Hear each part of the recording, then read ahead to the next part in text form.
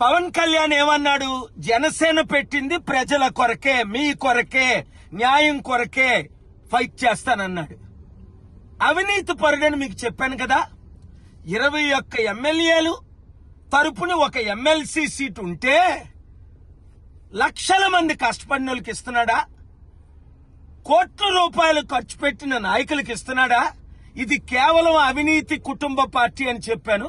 ఇప్పుడు వాళ్ళ అన్న అయిన నాగబాబుకి హైదరాబాద్ లో ఉన్న యాక్టర్కి తీసుకొచ్చి మనలందరినీ తాకట్టు పెడుతున్నాడు. జన సైనికులారా, ఆయన మారడు, మీరు మారొద్దా? బయటికి రండి, ప్రజాశాంతి పార్టీలో చేరండి. ఈ కుటుంబ కుల అవినీతి అగ్రవర్ణ పార్టీలకి గుడ్ బై చెప్దాం. పవన్ కళ్యాణ్ ఏమన్నాడు?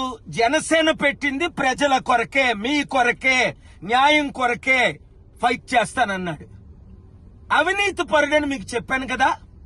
21 ఎమ్మెల్యేలు తరపున ఒక ఎమ్మెల్సీ సీట్ ఉంటే లక్షల మంది కష్టపడిన వాళ్ళకి ఇస్తున్నాడా?